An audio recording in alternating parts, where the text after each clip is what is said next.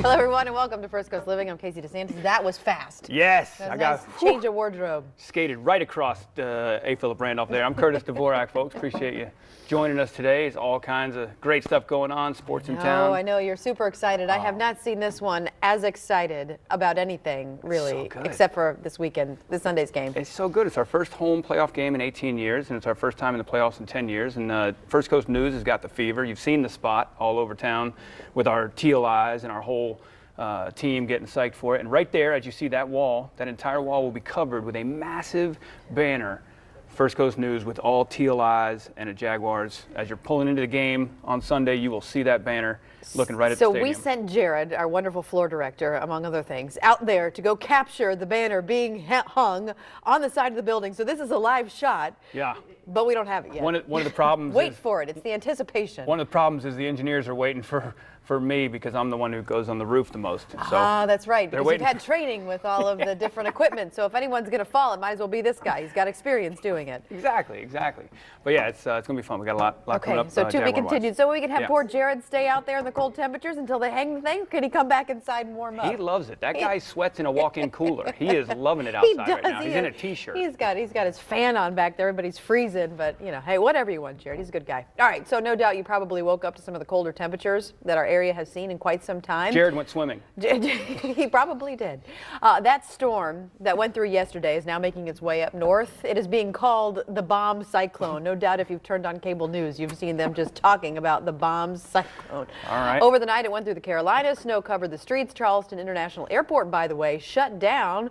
My dad sent me some pictures from Charleston. Haven't seen it snow there in who knows how long. And in Baltimore, people prep for the storm by buying supplies from local stores. And crews went around, of course. Up north, they kind of have this thing a little bit more under control than other parts of the area that might not have seen snow before. So they're putting salt and brine on the roadways to keep everybody safe for the commutes. Sure. The storm is expected to bring snow and high winds to the northeast coastline all day today and into the night, and that's why we all moved to Florida. All right, now look. it's going to be like, what, 70 on Monday? Hopefully. I hope so. Hopefully. Back to normal around here. All right, look, sometimes when you're doing live television, something unexpected happens, you don't always know what to do or how to handle. After all, it is live TV like this.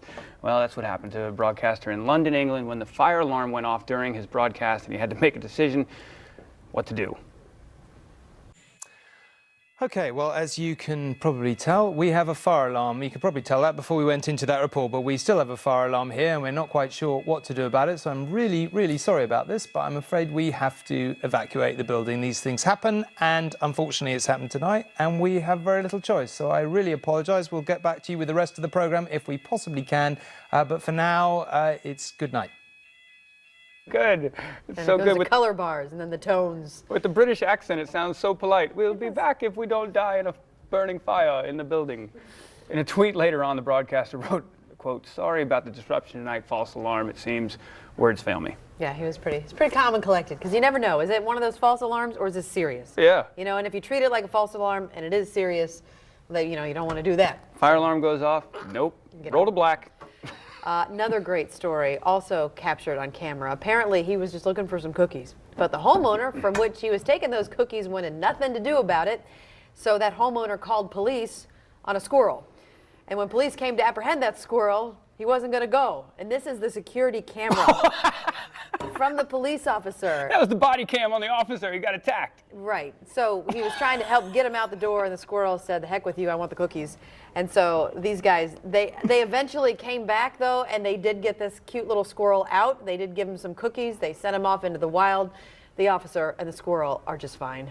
We need somebody to take that video and put an old gangster film sound on it from a bad guy. "You'll never get me, copper!" And then he runs out. Must have been some really good cookies.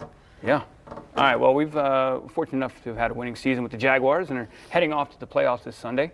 But for other teams across the country, that's not the case. And for one fan in Cleveland, he jokingly attributed his passing to the Cleveland Browns season. Yeah. So his obituary read in part, quote, Paul Stark, and this is the gentleman here who passed away on December 27, 2017 of complications from a brief illness exacerbated by the hopelessness, the condition the Cleveland Browns at the Stein Hospice in Sandusky.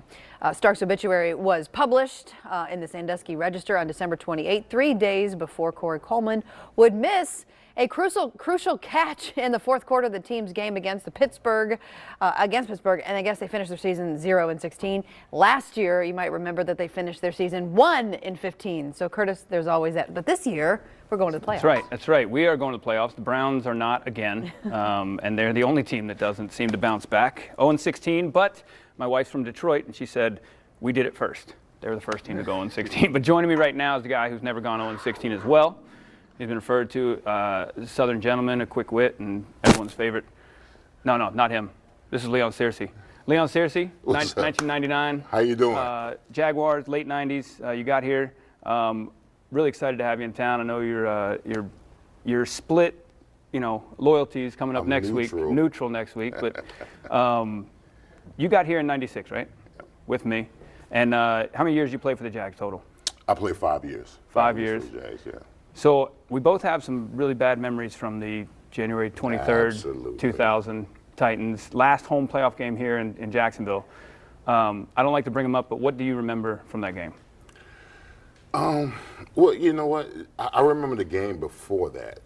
I remember the Dolphins, 62-7. I remember the Dolphins game before that. I remember how excited the fans were that we were hosting it. Because going into the 1999 season, that was our agenda. Our agenda was to get the number 1 seed, to make the Super Bowl come through Jacksonville.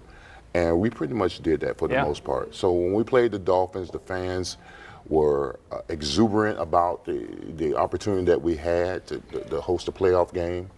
And we beat the Dolphins 62-7 that game. It was awesome. And we there you are. Look at you. Look at you looking svelte. I've tried. Look at that. Look at that. Oh, that was my sexy mode back then. Big Searcy, Big Sexy. He was the original Big Sexy. I was the original Big Sexy. It was crazy. It was crazy. I feel for the Jaguar fans in '99, especially in that championship game, because I know how loyal and dedicated the fans are in Jacksonville, and not getting them a Super Bowl in '99 still tears me apart because we had a team good enough to go to the Super Bowl. It was brutal. It was a gut punch for everybody who was there. I literally, like I said, I've blacked out most of it because I sat on that field watching them hand the trophy over. But look, man, we got a chance. We got another home playoff game coming up this Sunday. You're gonna be in town. Me and you are hosting some old friends. Absolutely. The 1999 squad. We're going to be hosting a tailgate Sunday before the game. With all the guys from the 1990 squad, just to commemorate, the last time Jacksonville had a home playoff game. It's been a while, hasn't it? Yeah, it's been over 18 years. 18 years since that game. That game was the last home one. That game was the last one, and I'm excited about this team. I love this team. I love, especially defensively. Yeah, they got a lot of key components on the front line, in the front seven, in the secondary. Offense still needs to work. Yeah. It's a work in progress. But if they get all the big guys back up front, I think we're going to be all right. Absolutely. Because Buffalo, their run defense is where they're suspect. Absolutely. So absolutely. Somebody that didn't play, little known fact, some people don't remember, that didn't play that AFC Championship game against the Titans was Tony Baselli, because he was hurt at the end of the season. That hurt us. Baselli was hurt. I mean, he was a key component to our success. Going into the playoffs, he was hurt. Ben Coleman had to play left tackle, so he was playing out of position. So we didn't have all our chips stacked up for that game. But he's excited right there. You saw Baselli. He is a finalist for the second year in a row for the Hall of Fame. I know. You know what? I'm about sick and tired of the Hall of Fame, to be quite honest with you. I ain't gonna lie. Baselli not being in the Hall of Fame is a disgrace. Yeah, talk about that. As an offensive tackle, you were the right tackle, he was the left tackle. Talk about what you saw out of Tony Baselli. Tony Baselli, his career was cut short because of his injuries. Shoulder injuries. But he played 7 years in the NFL and he went to 5 Pro Bowls. I mean, what else do you want? All Pro pretty much every year. All Pro every year. He's made the All 90s team. Yeah. I've seen him block some of the best in the business. Bruce Smith up in Buffalo. Bruce Smith, Derek Thomas, all kind of guys. I mean, I'm a fan favorite of Baselli, even though I played across from him. Played across from him, and also a little known fact, we don't have much time left, but Baselli was amazing. One of the best tackles ever played the game. But my man here protected Burnell's blind side, because Burnell was a lefty. He was a So lefty. you protected the blind side. I was the blind side protector. And that was big. I took a great pride in that. I mean, that's the reason why they brought me to Jacksonville, Yeah. to protect his blind side. So, It's good to see you, man. hey, I'm glad to be looking here. forward to Sunday. I appreciate It's going to be a it. good time to see the fellas. Okay.